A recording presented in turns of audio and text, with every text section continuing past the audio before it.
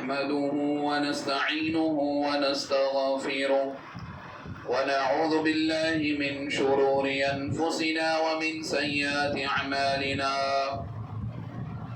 من يهده الله فلا مضل له ومن يضلله فلا هادي له وأشهد أن لا إله إلا الله وحده لا شريك له وأشهد أن محمدا عبده ورسوله أما بعد فإن خير الحديث كتاب الله وخير الهدي هدي محمد صلى الله عليه وسلم وشر الأمور محدثاتها وكل محدثة بدعة وكل بدعة ضلالة وكل ضلالة في النار. فأعوذ بالله من الشيطان الرجيم. بسم الله الرحمن الرحيم. قال الله تبارك وتعالى في القرآن المجيد والفرقان الحميد: شهر رمضان الذي أنزل فيه القرآن هدى للناس وبينات من الهدى والفرقان. وقال النبي صلى الله عليه وسلم: من قام رمضان إيمانا واحتسابا غفر له ما تقدم من ذنبه. وقال في موضع آخر: اقرأوا القرآن فإنه يأتي يوم القيامة شفيعا لأصحابه، أو كما قال عليه الصلاة والسلام. تمام قسم کی تعریفات، حمد و ثنا، کبریائی، بڑائی، بزرگی اللہ رب العالمین کے لیے لائق اور زیبا ہے. بے شمار درود و سلام ہو تمام انبیاء کرام پر، خصوصاً میرے اور آپ کے آخری نبی جناب محمد الرسول اللہ صلی اللہ علیہ وسلم پر. محترم بزرگوں، دوستوں، حاضرین جمعہ، ہم جس مہینے سے گزر رہے ہیں یہ رمضان کا مہینہ ہے اور تقریباً یہ آدھا گزر چکا ہے، اور ہمیں اس میں اپنا محاسبہ کرنا ہے کہ یہ آدھا رمضان ہمارا ویسے ہی گزرا جیسے اللہ تعالیٰ نے ہم سے مطلوب کیا تھا. یہ رمضان کا مہینہ جہاں روزوں کا مہینہ ہے، وہیں یہ مہینہ شہر القرآن کہلاتا ہے. شہر رمضان شہر القرآن، یہ رمضان کا مبارک مہینہ قرآن کا مہینہ ہے. اللہ تعالیٰ نے اسی مہینے میں قرآن کو نازل کیا، جیسے کہ اللہ تعالیٰ نے فرمایا: انا انزلناہ فی لیلۃ القدر، کہ ہم نے اس قرآن کو لیلۃ القدر میں نازل کیا. اور ایک دوسری جگہ اللہ نے فرمایا: انا انزلناہ فی لیلۃ مبارکہ، کہ ہم نے اس قرآن کو مبارک رات میں نازل کیا ہے. مفسرین اکرام کہتے ہیں کہ ایک ہی بار میں لوح محفوظ سے اور آسمانی دنیا پر یہ قرآن رمضان کے مہینے میں لیلۃ القدر میں نازل ہوا. لوح محفوظ میں یہ قرآن، لوح محفوظ سے آسمانی دنیا پر ایک ہی بار میں یہ قرآن رمضان کے مہینے میں لیلۃ القدر میں نازل ہوا. یہ اللہ تعالیٰ نے ان آیتوں میں بتایا اور اس کی تفصیل بتائی. اور آپ دیکھیے قرآن سے جو جو چیزیں جڑ گئی ہے وہ ساری چیزیں دنیا میں معزز ہے، وہ ساری چیزیں عظمت والی ہے. کیوں؟ کیونکہ یہ قرآن اللہ تعالیٰ کا کلام ہے، اللہ کی صفات ہے، اللہ کے الفاظ ہے، اللہ کی بات ہے. تو یہ دراصل اللہ کی صفت ہے. یہ پورا قرآن اللہ کی صفت پر منحصر ہے. اللہ کی کتاب یہ اللہ کی صفات ہے، یہ مخلوق نہیں ہے. اور چونکہ یہ اللہ کا کلام ہے تو اللہ کا کلام بھی اللہ نے جس کے ذریعے نازل کیا، وہ فرشتے کو اللہ نے فرشتوں کا سردار بنایا، حضرت جبرائیل علیہ السلام کو. اور یہ کتاب کو ساری دنیا کے لیے چیلنج بنا دیا، قرآن مجید کو. اور ساری کتابیں اس سے پہلے جو نازل ہوئی تھی آسمانی، سب کو منسوخ کر دیا. اب اس کا حکم چلے گا قیامت تک، اسی کتاب کے احکامات قیامت تک نافذ ہوں گے، اسی کتاب کے مطابق زندگی گزارنا ہوگا، اسی کتاب کو اپنا منشور اور اپنا رہنما بنانا ہوگا. اور پھر قرآن مجید جس رات جس مہینے میں اتارا گیا، وہ مہینہ سب سے افضل مہینوں میں سب سے افضل مہینہ رمضان، یہ قرآن کے نزول کی وجہ سے یہ مہینہ سب سے افضل ہوا. اور پھر جس وقت میں اتارا گیا وہ رات سب سے افضل ہوئی، لیلۃ القدر. اس رات میں اللہ نے قرآن مجید کو اتارا تو یہ رات بھی سید اللیالی یعنی راتوں کی سردار بن گئی لیلۃ القدر. اور جس نبی پر اتارا اسے سید الانبیاء قرار دیا، جناب محمد الرسول اللہ صلی اللہ علیہ وسلم پر، جو خاتم النبیین بھی ہے، سید المرسلین بھی ہے، نبیوں کے امام، امام الانبیاء، سید المرسلین جناب محمد الرسول اللہ صلی اللہ علیہ وسلم کو نبیوں کا سردار اور انبیاءوں کا امام بھی ٹھہرایا اس کتاب کی بدولت۔ تو یہ کتاب جس سے جڑ گئی، اللہ تعالیٰ نے اس کو شرف بخشا دنیا میں۔ یہ کتاب کی اتنی افضلیت، کیونکہ یہ اللہ ہی کا کلام ہے، یہ کوئی معمولی کتاب نہیں۔ اللہ تعالیٰ نے قرآن مجید میں لوگوں کو چیلنج کیا کہ اس جیسی ایک آیت، اس جیسی پہلے کتاب لا کر دکھاؤ، اگر وہ نہیں تو چند سورتیں لا کر دکھاؤ، اگر اتنا بھی نہیں تو ایک آیت لا کر دکھاؤ اس کے برابر۔ تم اس کتاب کی ایک آیت بھی نہیں لا سکتے، کیونکہ یہ انسان کا کلام ہے ہی نہیں، کیونکہ یہ انسان کا کلام ہے ہی نہیں۔ انسان کا اپنا کلام ہوتا ہے، اور انسانوں میں دانشوری میں، زبان میں، ادب میں، فلسفے میں تناظر ہو سکتے ہیں، چھوٹا بڑا ہو سکتا ہے، علم میں کوئی کسی سے زیادہ ہو سکتا ہے، تو کوئی اگر بات پیش کر دے تو اس سے اچھی بات پیش کرنے والا سامنے موجود ہوتا ہے، لیکن بات وہی ہے کہ اگر پیش کرنے والا انسان ہے تب تو بہتر چیز سامنے والا پیش کرتا ہے، لیکن یہاں پیش کرنے والا ہی یہ رب کائنات ہے، خالق ہے، جس نے اپنی مخلوق کے ساتھ بات کی ہے اس قرآن کے ذریعے، جس نے اپنے مخلوق کو یہ پیغام پہنچایا۔ یہ کتاب ہے جس پر تم چلو گے، اس کو اپنا ہمنوا بناؤ گے، رہنما بناؤ گے، تو ہدایت کے راستے پر چلو گے۔ اللہ نے قرآن مجید میں فرمایا، شہر رمضان الذي انزل فيه القرآن هدى للناس وبينات من الهدى والفرقان، کہ یہ رمضان کا مہینہ، یہ مبارک مہینہ ہے کہ جس میں قرآن مجید کو نازل کیا گیا، جس میں قرآن مجید کتاب اللہ کو نازل کیا گیا۔ اور یہ قرآن مجید کیا ہے؟ هدى للناس، لوگوں کے لیے رہنمائی، لوگوں کے لیے ہدایت کا راستہ بتانے والی، وبينات من الهدى والفرقان، اور اس کی ہدایت بھی واضح ہے، کوئی ڈھکی چھپی بات نہیں ہے۔ دنیا میں بہت ساری کتابیں لکھی جا سکتی ہے، دنیا میں بہت ساری کتابیں ملتی بھی ہے، لیکن ان کتابوں کو حاصل کرنا آسانی سے دستیاب نہیں ہوتا۔ کچھ کتابوں میں غلط باتیں ہوتی ہیں، کچھ کتابوں کو بین کیا جاتا ہے، کچھ کتابوں میں چھپی ڈھکی باتیں ہوتی ہے جو عام لوگوں کے سامنے لکھنے والا رائٹر لانا نہیں چاہتا، لیکن اللہ فرماتا ہے وَبَيِّنَاتٍ مِّنَ الْهُدَى، ساری دنیا کے لیے واضح ہے، نکال کر دکھاؤ، اگر غلطی نکال کر سکتے ہو۔ چیلنج دیا اللہ تعالیٰ نے، پوری وضاحت ہے، پوری انسانیت کو چیلنج۔ اور انسانوں میں بھی حضرت آدم سے لے کے قیامت تک کے آنے والے انسان، ایک مخصوص دور کے انسان نہیں، کیونکہ یہ کتاب جو ہے خاتم النبیین پر نازل ہوئی ہے، تو یہ کتاب بھی خاتم الکتاب ہے۔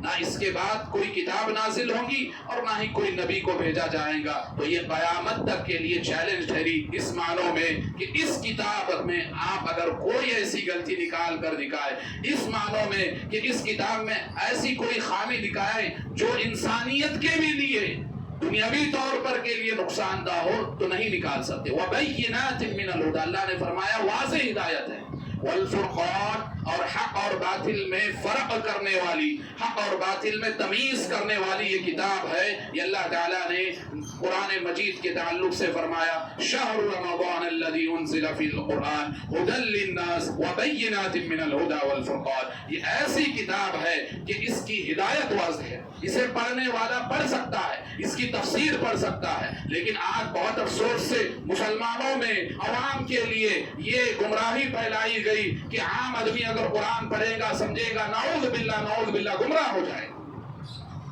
عوام نہیں پڑھ سکتی، عام آدمی قرآن نہیں پڑھ سکتا، عام آدمی قرآن نہیں سمجھتا۔ یہ لوگوں کے خود مسلمانوں کے رہنماؤں نے، خود مسلمانوں کے مولوی نے عام عوام کے دل میں اور ان کے دماغ میں یہ بات بتا دی گئی کہ اگر قرآن سمجھ کر پڑھو گے، اگر قرآن تفسیر سے پڑھو گے تو گمراہ ہو جاؤ گے، نعوذ باللہ۔ یہ کتنی بڑی افسوس کی بات ہے میرے بھائیوں، کتنی بڑی افسوس کی بات ہے۔ اللہ فرما رہا ہے وَبَيِّنَاتٍ مِّنَ الْهُدَى، اس کی ہدایت واضح ہے، اس کی ہدایت واضح ہے، اس میں کوئی بات ڈھکی چھپی نہیں ہے، کیونکہ جس چیز کی وضاحت اللہ تعالیٰ کر دے اب پھر اس میں کوئی شبہ نہیں ہوتا، اب اس میں کوئی کجروی نہیں ہوتی، اس میں کوئی شک کا دائرہ نہیں ہوتا۔ اور قرآن مجید کے شروع میں ہی اللہ نے کہہ دیا لا ریب فیہ ھدی للمتقین، یہ کتاب ایسی ہے اس میں شک کی گنجائش ہی نہیں ہے. یہ کتاب ایسی ہے کہ اس میں کوئی شک و شبہ کر ہی نہیں سکتا، اس لیے کہ ہر کوئی کتاب لکھتا ہے. دنیا میں لکھنے والے بہت ہیں، رائٹر بہت ہے، کتاب بہت لکھتے ہیں، لیکن جب کتاب کے شروع میں جسے مقدمہ کہتے ہیں، آپ مقدمہ پڑھیں گے تو اس میں رائٹر کیا لکھتا ہے، یہ کتاب اس موضوع پر میں نے لکھی ہے، اگر کوئی غلطی آپ کو نظر آئے تو مجھے آپ رہنمائی کر دیں گا اور میں اس میں کریکشن کر دوں گا. یہ ہر کوئی کتنا ہی بڑا رائٹر ہو، کتنا ہی بڑا علامہ ہو، فہامہ ہو، کتنا ہی بڑا مفتی ہو، اگر کوئی کتاب لکھتا ہے یہ مقدمے میں لکھتا ہے، کیونکہ پتہ ہے بشریت کے تقاضے سے کوئی نہ کوئی غلطی ہو جاتی ہے کتاب کے الفاظوں میں، تو اس لیے وہ مقدمے میں یہ چیز لکھتا ہے. اللہ نے اپنے مقدمے میں لکھ دیا لا ریب فی، کوئی شک ہی نہیں، غلطی نکالنے کی ضرورت ہی نہیں ہے، شک و شبہ کا کوئی شائبہ بھی نہیں ہے، شک و شبہ کا ذرہ بھی نہیں ہے. لا ریب فی، اللہ تعالیٰ نے چیلنج کر دیا. یہ ہے اللہ کی کتاب، یہ ہے اللہ تعالیٰ نے اس کی ہدایت واضح کر دی ہیں. وَبَيِّنَاتٍ مِّنَ الْهُدَىٰ، اس ہدایت کی وضاحت کے بعد ہم اس کتاب سے کتنا جڑے ہوئے ہیں، ہم اس کتاب سے اپنا کتنا لگا ہوا ہے. یہ اللہ نے مسلمانوں کی کتاب نہیں دی، لیکن اللہ تعالیٰ نے مسلمانوں کے لیے خاص ان میں کیا جو متقی ہیں، ہدی للمتقین، یہ متقیوں کے لیے ہدایت کی کتاب ہے.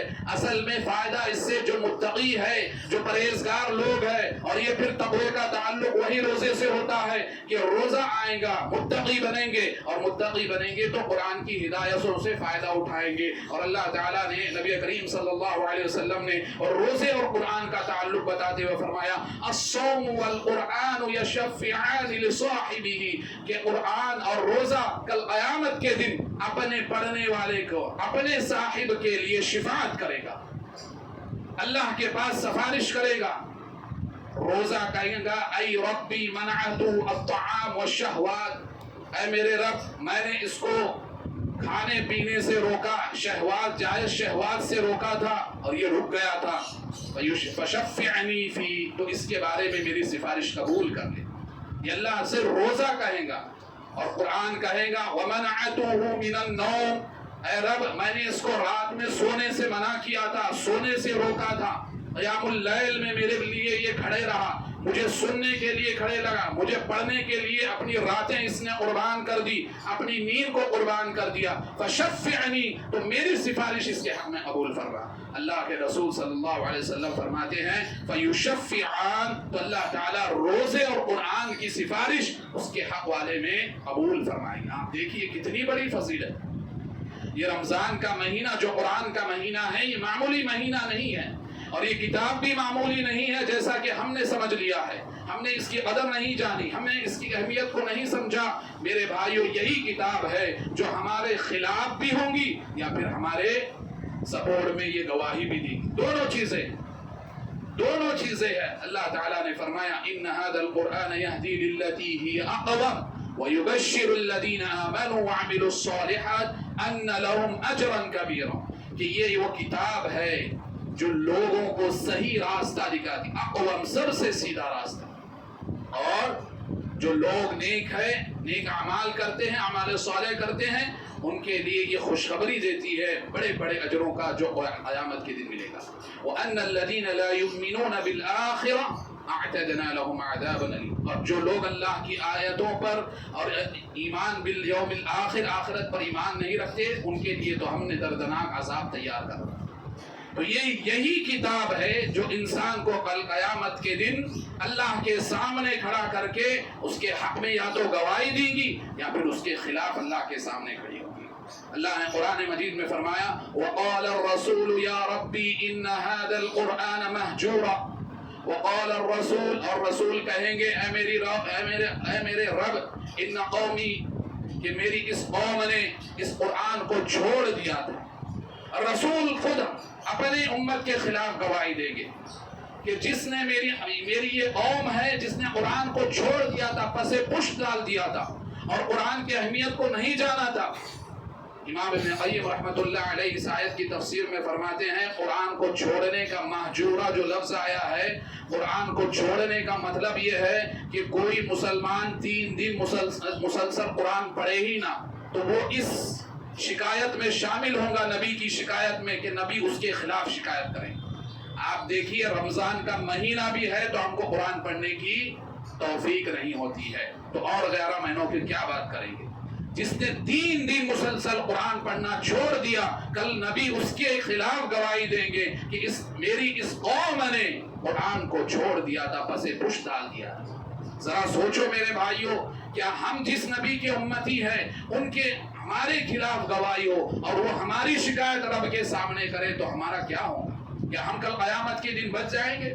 کیا ہمارا آخرت کے دن کا حساب اور پھر نبی کی گواہی ہمارے خلاف شکایت کرنا کہ میری اس قوم نے قرآن کو چھوڑ دیا، نہ اس کو پڑھا، نہ اس کو سمجھا، نہ اس کی طرف لوگوں کو بلایا، نہ اس پر خود عمل کیا، نہ اس کے حقوق ادا کیے، بلکہ اس کتاب کو تاقوں میں سجا کر اونچی اونچی جگہوں پر رکھ دیا کہ اگر ہو سکا توفیق ملی تو پھر جیسے ہی رمضان آیا سال کے 11 مہینے اوپر تاقوں میں تاق دانوں میں قرآن کو سجایا جاتا ہے، اور پھر جب رمضان آتا ہے تو 1 مہینے کے لیے بمشکل توفیق ملتی ہے تو اس کو نکالا جاتا ہے، ورنہ یہ کتاب تو ایسی ہو گئی کہ اس کتاب کے نام پر مردوں کو بخشا گیا، یہ کتاب قرآن خوانی کے نام پر بیچی جا چکی ہے، یہ قرآن کی کتاب کا کھلواڑ کر کر تعویذوں میں اس کو لپٹ کر لوگوں میں پھیلایا گیا، اور اس کتاب کو ذریعہ بنایا گیا معیشت کا اور ایمان کا اور پیسوں کا سودا کر کے، یہ ساری کتاب کے ذریعے کیا گیا، اور کرنے والے کوئی غیر نہیں، کرنے والے بھی اس کتاب کو ماننے والے، کرنے والے بھی کوئی اور نہیں، جو اس کتاب کے ماننے والے کلمہ پڑھنے والے لوگ، انہوں نے اس کتاب کو دھندا بنا دیا، انہوں نے اس کتاب کے ذریعے اپنے پیٹ پالے، تعویذوں کے ذریعے، قرآن خوانی کے ذریعے، مردوں کو بخشنے کے نام پر اس کتاب کی دھجیاں اڑا دی، اور پھر آپ دیکھیں کہ اگر دنیا میں کہیں قرآن کو جلایا گیا، قرآن کو پھاڑا گیا تو لوگوں نے پروٹیسٹ کیا کہ قرآن کی بے حرمتی ہو گئی، قرآن کی گستاخی ہو گئی، لوگوں نے احتجاج کیا، لوگوں نے آواز اٹھائی مسلمانوں نے، اور مسلمانوں تمہارا ضمیر کیا مر چکا تھا اس وقت جب قرآن کا مذاق تم نے خود اڑایا، جب 3 دنوں میں تم نے قرآن کو یعلمون تعلمون کہہ کر ختم کرنا شروع کر دیا، جب 3 ایک دن میں قرآن کو ختم کیا گیا تھا، کیا تم نے قرآن کے ساتھ گستاخی نہیں کی؟ کیا تم نے قرآن کا مذاق نہیں اڑایا؟ اور وہ جو شخص جو قرآن کو مانتا ہی نہیں تھا اس نے قرآن کا مذاق اڑایا، قرآن کو اگر جلایا یا قرآن کو پھاڑا سمجھ میں آتا ہے، لیکن تم تو قرآن سمجھتے ہو نا، تم تو قرآن کے ساتھ ایسا کھلواڑ کیسے کر سکتے ہو کہ تم 3 دنوں میں 3 راتوں میں پورا قرآن ختم کر دے رہے؟ کیا یہ گستاخی نہیں ہے؟ قرآن کی آیتوں کو پانی میں بھگو کر، قرآن کی آیتوں کو تعویذ بنا کر شرمگاہوں پر لگانا یہ گستاخی نہیں ہے؟ قرآن کی آیتوں کو کمر پر باندھنا، پیروں میں باندھنا تعویذ کے ذریعے، یہ گستاخی نہیں ہے قرآن کی؟ یہ بے حرمتی نہیں ہے؟ یہ تو اس کے کرنے والے کر رہے ہیں جو اس کو مانتے ہیں، یہ اللہ کی نظر میں سب سے بڑی گستاخی۔ میرے بھائیوں، کہاں جائیں گے ایسی قوم جو قرآن کو ماننے کا دعویٰ بھی کرے اور اتنا اس کے ساتھ کھلواڑ، اتنا گھنونا کام کیا جائے قرآن کے ساتھ کہ اس کو اپنا ذریعہ معاش بنا لیا جائے، اپنا پیٹ پالنے کی دکان بنا جائے؟ یہ آج مسلمان کر رہے، بہت افسوس کے ساتھ کہنا پڑتا ہے، اور پھر ہم قرآن کو ماننے والے، اور پھر کہیں قرآن پر کوئی آنچ آئی تو ہم آواز اٹھائیں گے، ہم احتجاج کریں گے، ہم پروٹیسٹ کریں گے۔ یہ کون سی بات ہے؟ ہم خود قرآن کی گستاخی کر رہے ہیں، ہم خود قرآن کے ساتھ کھلواڑ کر رہے ہیں، اور پھر ہم اللہ کے پاس اچھے ٹھہرے اور ہم قرآن والے ٹھہرے۔ میرے بھائیوں، سوچنے کا بات ہے، سوچنے کی بات ہے، یہ لمحہ سوچنے کا ہے کہ ہم قرآن کے ساتھ کتنے منصف ہے، کتنا انصاف کے ساتھ ہم قرآن کو پڑھ رہے ہیں، ہمارا رویہ، ہماری اپنی زندگی اور یا ہماری وجود قرآن کے ساتھ، اس کا معاملہ، اس کا عدل کتنا ہے؟ کیونکہ ہماری زندگی کا مقصد ہی قرآن پر منحصر ہے۔ اگر اس قرآن کو ہم نے نہیں جانا، اس کے احکامات کو نہیں جانا، یہ کتاب جس سے بھی جڑ جاتی ہے، یہ کتاب سے جو جڑ جاتا ہے وہ اللہ سے جڑ جاتا ہے۔ نبی کریم صلی اللہ علیہ وسلم نے فرمایا کہ اللہ تعالیٰ کی یہ اسی قرآن کے تعلق سے یہ قرآن ایسے ہے کہ اس کا ایک سرا اللہ کے ہاتھ میں ہے تو دوسرا سرا تمہارے پاس ہے، ایک رسی کی طرح ہے کہ اللہ تعالیٰ کی طرف اس کا ایک سرا ہے، اللہ کا سرا تو مضبوط ہے، وہ ڈھیلا نہیں ہو سکتا، لیکن جو کتاب ہدایت تمہارے ہاتھ میں دی گئی ہے، جو کتاب ہدایت تم کو نوازی گئی ہے، کیا تم اس کو مضبوطی سے تھامے ہو؟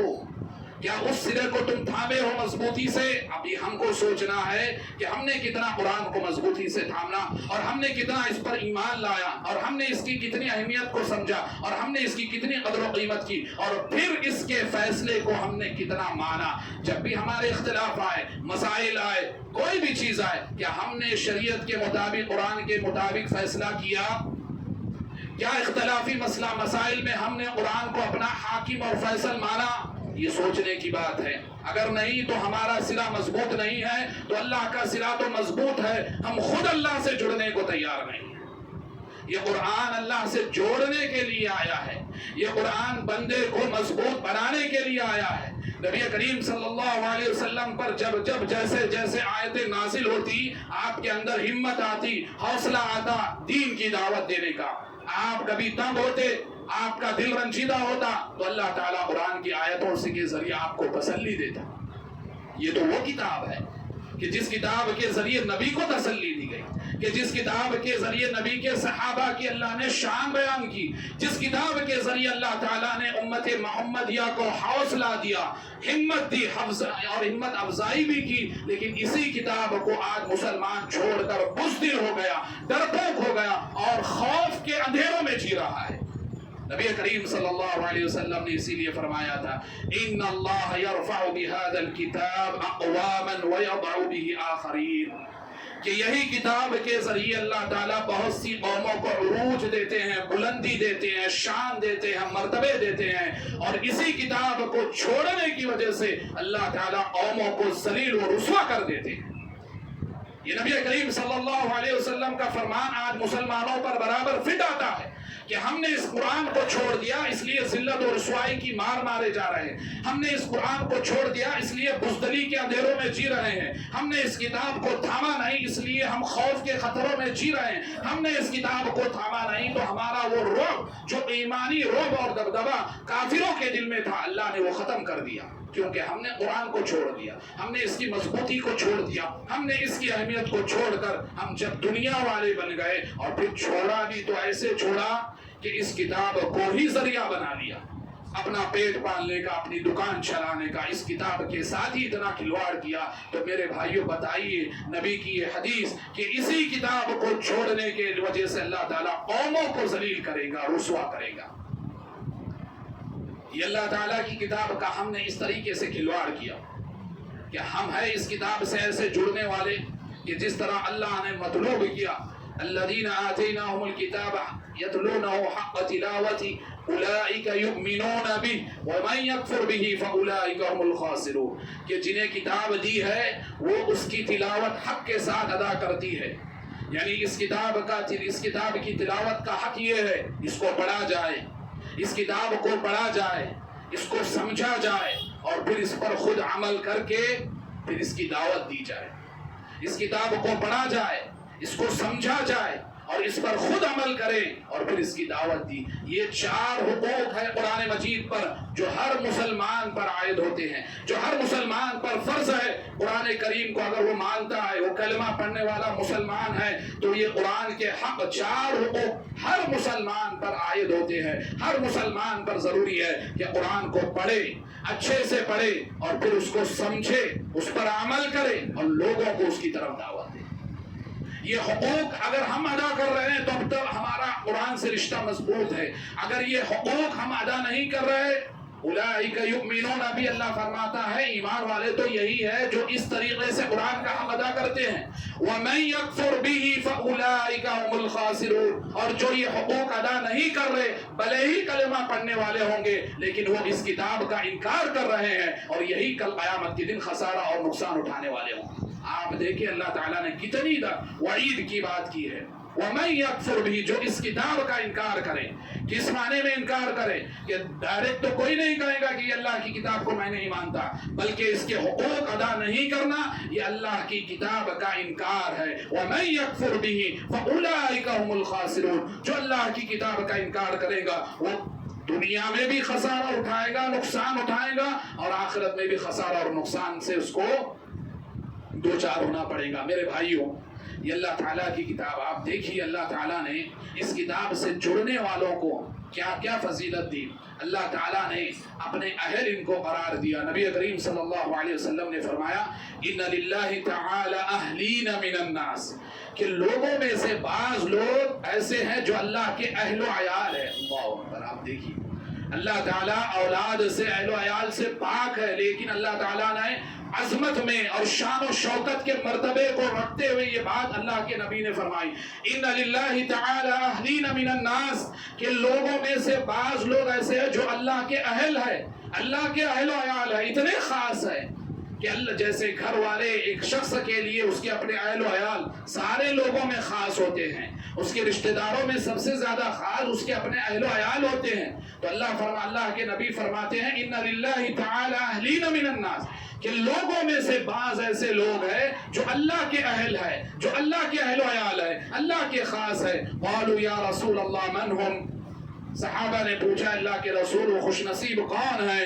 اللہ کے رسول نے فرمایا اہل القرآن ہم اہل اللہ وخاصتہ، کہ اہل قرآن وہ اللہ کے اہل و عیال اور اس کے خاص لوگ ہیں. اللہ اکبر. یہ اہل قرآن کون ہیں؟ جو قرآن کے ان حقوق کو ادا کریں، قرآن کو پڑھیں، اس کو سمجھیں اور اپنی زندگی اس پر لگائیں، یعنی عمل خود کریں اور لوگوں کو اس کی طرف دعوت دیں. یہ اہل القرآن یہ اللہ کے خاص بندے ہیں. اہل اللہ وخاصتہ، نبی نے فرمایا یہ اللہ کے اہل و عیال اور ان کے خاص بندے ہیں. اللہ اکبر. آپ دیکھیے اس کتاب کی برکت کہ جو اس کتاب سے جڑتا ہے اللہ اس کو اپنا اہل بنا لیتا ہے، اپنا اس کو خاص بندوں میں شامل کرتا ہے. کیا ہم نہیں چاہتے کہ ہم اللہ کے اہل میں شامل ہو؟ کیا ہم نہیں چاہتے کہ ہمارا مرتبہ اللہ کے نزدیک خاص ہو؟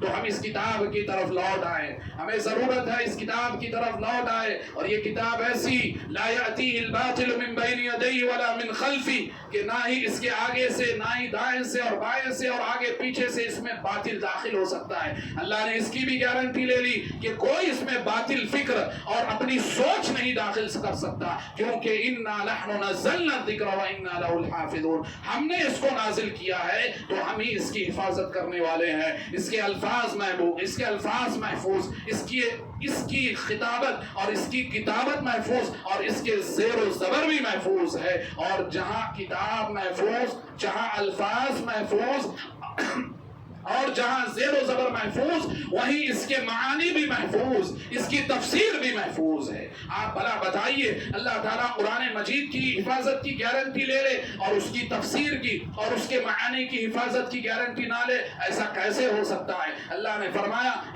ثم ان علینا بیانا، پھر ہمارے اوپر اس کی ذمہ داری ہے کہ اس کی تفسیر بھی ہم آپ پر کریں گے. اے نبی ثم ان علینا بیان، کہ جس طریقے سے قرآن تم پر نازل کیا جا رہا ہے اس کی تفسیر کرنا بھی ہماری ذمہ داری ہے. ثم ان علینا بیان. تو اللہ تعالیٰ نے احادیث کی شکل میں اس کی تفسیر کو محفوظ کیا کہ کوئی یہ نہیں کہہ سکتا کہ ہم صرف قرآن کو مانیں گے، احادیث کو نہیں مانیں گے. جو منکرین حدیث ہوتے ہیں کہ حدیث کا انکار کر دے اور قرآن کو ہی مانے کہ ہم قرآن کو مانیں گے، جو قرآن میں ملے گا وہ لیں گے. بہت سارے مسلمانوں میں ایک فرقہ ملے گا اہل قرآن کا، جو اپنے آپ کو اہل قرآن کہتے ہیں اور حدیث کا انکار اپنی عقل کی بنیاد پر کرتے ہیں کہ وہ بھی تو انسان تھے، محدثین بھی تو انسان تھے. کیا گارنٹی ہے کہ انہوں نے سب صحیح لکھا ہوگا؟ نعوذ باللہ. اللہ نے گارنٹی لی ہے تو ہم اپنے آپ سے پوچھنے والے، ایک دوسرے سے اپنی عقل سے پوچھنے والے کون ہو سکتے ہیں کہ کیا گارنٹی ہے احادیث کی حفاظت کی؟ یہی گارنٹی ہے کہ اللہ نے قرآن کی حفاظت کی گارنٹی لی ہے. تو قرآن کی وضاحت، قرآن کی تفسیر، قرآن کا معنی و مفہوم جس حدیث میں اور جس جگہ پایا جاتا ہے وہ احادیث رسول کی شکل میں اس کی بھی حفاظت کی گارنٹی اللہ نے لی. تو لوگوں نے تو چاہا اس کے معنی میں تحریف کی جائے، اس کی تفسیر کو بدلا جائے. قرآن تو چھو کے بدل نہیں سکے، الفاظ نہیں بدل سکے، اعراب نہیں بدل سکے، زیر و زبر نہیں بدل سکتے اور بدل بھی نہیں سکتے قیامت تک. یہ اللہ نے چیلنج دیا ہے. لیکن لوگوں نے کیا چاہا کہ اس کے معانی کو پھیرا جائے، اس کی تفسیر منمانی کی جائے. اپنی رائے اور اپنی عقل سے لوگ تفسیر کرنے لگے، اپنی رائے اور اپنی عقل سے اپنی فکر لوگوں پر فٹ کرنے لگے اور اپنی رائے کو فٹ کرنے کے لیے، اپنے مسلک کو تقویت پہنچانے کے لیے اور اپنے مشورے اور اپنے آپ کو نبی سمجھ کر پیشن گوئیاں دینے والے لوگ جو دنیاوی نظر میں دنیاوی ڈاکٹر ہو، ایڈوکیٹ ہو، انجینئر ہو، جو بھی ہو، وہ لوگ قرآن کو اپنی رائے کے ذریعے، اپنی رائےوں کو، اپنی فکر کو لوگوں پر تھوپنے اور ثابت کرنے کے لیے قرآن کی غلط تفسیر کرنے لگے۔ اسی لیے قرآن مجید کا یہ سب سے بڑا حق ہے جو مسلمانوں نے گوا بیٹھا کہ قرآن کی تفسیر اور تفہیم اور قرآن کے معنی و مفہوم کو ویسے سمجھا جائے جیسے صحابہ نے کہا۔ یہ منہج صحابہ ہم کو بتاتا ہے کہ قرآن کا سب سے بڑا یہ حق ہے، اگر اس طریقے سے فَإِنْ آمَنُوا بِمِثْلِ مَا آمَنْتُمْ بِهِ فَقَدِ اهْتَدَوْا، صحابہ نے جس طریقے سے سمجھا، صحابہ نے جس طریقے سے اس کی تفسیر کی، صحابہ نے جس طریقے سے جس لفظ کا معنی اور مفہوم بتایا، اگر اس طریقے سے قرآن کو مانیں گے، اس طریقے سے اس کی تفسیر کرو گے، لوگوں کو بتاؤ گے، اختلاف سے بھی بچو گے، گمراہی سے بھی بچو گے، لوگوں کی غلط افکار سے بچو گے، تحریکیت سے بچوں گے، اخوانیت سے بچوں گے، غیر منہجیت سے بچوں گے، اور ایسے ہی جو بد عقیدگیاں پائی جاتی ہے، جو منہج سلف کے خلاف دوسرے منہج پائے جاتے ہیں، دوسرے طریقے پائے جاتے ہیں، اگر مسلمان قرآن کو صحابہ کے طریقے کے مطابق سمجھے گا، ان ساری گمراہیوں سے اپنے آپ کو محفوظ رکھے گا۔ ورنہ پھر قرآن پڑھنے والے بھی بہت گمراہ ہوئے ہیں، ورنہ پھر قرآن کو سمجھنے والے بھی اپنی طرف سے گمراہ بہت ہے، اور سب سے پہلا فرقہ جو وجود میں آیا قرآن کے ذریعے، جنہوں نے اس قرآن کو ہی حجت بنایا اپنی سوچ کے لیے، وہ خوارج کا فرقہ تھا۔ خوارج کا فرقہ جنہوں نے حضرت علی کو کافر ٹھہرایا اور آپ کے ساتھ کئی صحابہ کو کافر ٹھہرایا۔ کیوں؟ قرآن کی آیتوں کو اپنے آپ سے سمجھا۔ اسی لیے حضرت عبداللہ بن عباس رضی اللہ عنہ جب ان کو سمجھانے گئے تو کہا، سب سے پہلی بات کیا کہی معلوم ہے؟ کہ سب سے پہلی بات، اے خارجیوں، میں تم میں دیکھ رہا ہوں کہ تم میں ایک بھی وہ شخص نہیں ہے جو نبی کا صحابی ہے۔ پہلے تو بتایا کہ دیکھو میں کون ہوں، عبداللہ بن عباس، میں نبی کے چچا کا بیٹا، نبی کا صحابی، اور میں کس کی طرف سے آیا ہوں تمہارے طرف بات کرنے کے لیے؟ اس جماعت کی طرف سے آیا ہے، اس جماعت کی طرف سے آیا ہوں جس جماعت کی تربیت نبی نے کی اور جنہیں صحابہ اور رضی اللہ عنہم ورضوا عنہ کا خطاب اور لقب ملا ہے، ان لوگوں کی طرف سے تمہاری طرف آیا ہوں، اور میں بہت افسوس سے یہ دیکھ رہا ہوں کہ تم میں ان میں سے ایک بھی آدمی موجود نہیں ہے۔ یعنی اگر ایک بھی صحابی موجود ہوتا تمہاری اس جماعت میں تو تم یہ گمراہی میں مبتلا ہی نہیں ہوتے۔ خارجیوں نے قرآن مجید کو اپنی سوچ، اور اپنے آج بھی مسلمان اس قرآن مجید کی آیتوں کی تفسیر، معنی، مفہوم اپنی رائے سے کرتے ہیں، اور پھر لوگوں کو، عوام تو جاہل کل انعام ہے، عوام کل انعام اللہ نے کہا جانوروں کی طرح ہے، جو کہ عقل رکھ کر سوچتے نہیں۔ اولئک کالانعام بل هم اضل، اللہ نے قرآن مجید میں فرمایا لہم قلوب لا یفقہون بها، ان کو دل ہے سوچتے نہیں، ولہم اعین لا یبصرون بها، آنکھیں دی گئی ہے دیکھتے نہیں، ولہم آذان لا یسمعون بها، کان دیے گئے ہیں اور حق اور تحقیق کی بات سن نہیں سکتے۔ اولئک کالانعام، یہ تو جانوروں کی طرح ہے، بل هم اضل، بلکہ جانوروں سے بھی گئے گزرے ہیں۔ کیوں؟ محض جہالت کی بنیاد پر قرآن مجید موجود ہے، اور جہالت کی انتہا یہ ہے کہ اس قرآن کے ذریعے کوئی بھی ایرا گہرا نتو خیرا آ رہا ہے، اپنی سوچ اور اپنی رائے ہم پر فٹ کر کے چلا جا رہا ہے، اور ہم کو اس پر جو کا تو بھی نہیں۔ یہ میرے بھائیوں بہت افسوس کی بات ہے۔ اس قرآن سے جڑیے، یہ رمضان کا مہینہ دعوت دیتا ہے آپ کو کہ اس قرآن سے جڑوں گے، اس قرآن سے لو لگاؤں گے، اللہ سے جڑوں گے، اللہ سے لو لگاؤں گے، اس قرآن کو چھوڑوں گے، اللہ کا ساتھ چھوٹ جائے گا، اور پھر دنیا میں بے یار اور مددگار مارے مارے پھرتے رہوں گے۔ جس قوم نے قرآن سے جڑا اور اپنے آپ کو قرآن سے لگایا، اللہ نے اس کو فتح دی، کامیاب دی، عزت دی، شان و شوکت دی، اور جس قوم نے اس قرآن کو چھوڑ دیا، اللہ نے ان سے عزت کو چھینا اور ذلت و رسوائی کی مار ماری۔ اور اللہ کے نبی صلی اللہ علیہ وسلم نے اسی لیے فرمایا، من قام رمضان ایمانا واحتسابا غفر له ما تقدم من ذنبه، کہ جو اس قرآن کو سنے گا لیلۃ القدر میں قیام کے ذریعے، من قام رمضان، جو قیام رمضان کرے گا ایمان کے ساتھ اور ثواب کی نیت کے ساتھ، یہ قیام کیا ہے؟ یہی قرآن اس میں سنا جاتا ہے۔ تو اللہ تعالیٰ، اللہ کے رسول نے فرمایا غفر له ما تقدم من ذنبی، جو ایمان اور ثواب اور احتساب کی نیت سے قرآن مجید کو قیام اللیل میں کھڑے رہ کر سنے گا، اللہ تعالیٰ اس کے تمام پچھلے گناہ معاف کر دیں گے۔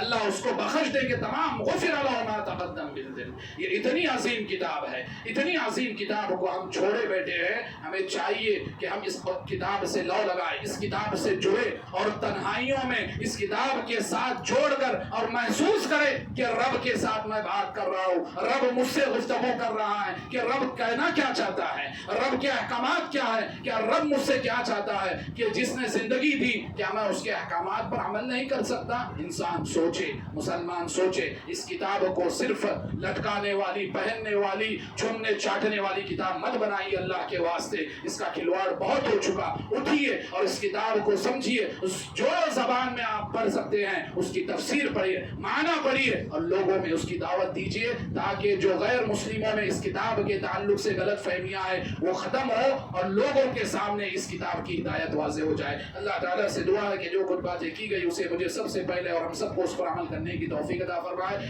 اللہ تعالیٰ ہمیں حقیقی معنوں میں اس کتاب سے جڑنے کی توفیق عطا فرمائے۔ اللہ تعالیٰ ہمیں قرآن مجید کے حقوق ادا کرنے کی توفیق عطا فرمائے۔ اللہ ہمارے صغیرہ گناہوں کبیرہ گناہوں کو معاف فرمائے۔ اللہ ہمارے مرحومین کی مغفرت فرمائے۔ اللہ ہمارے مرحومین پر رحم و کرم فرمائے۔ جو بیمار ہیں انہیں شفاء کلیہ عاجلہ کاملہ عطا فرمائے۔ اللہ تعالیٰ ہماری اس رمضان کی ٹوٹی پھوٹی عبادتوں کو قبول فرمائے۔ اللہ ہمارے روزوں کو قبول فرمائے۔ قیام اللیل کو اللہ تعالیٰ ہمارے قبول فرمائے۔ جب تک اس دنیا میں زندہ رکھے، دین اسلام پر زندہ رکھے، اور جب ہمارا خاتمہ ہو تو خاتمہ بالخیر، حسن خاتمہ عطا فرمائے۔ آمین وآخر دعوانا الحمدللہ رب العالمین وصلی اللہ علی النبی۔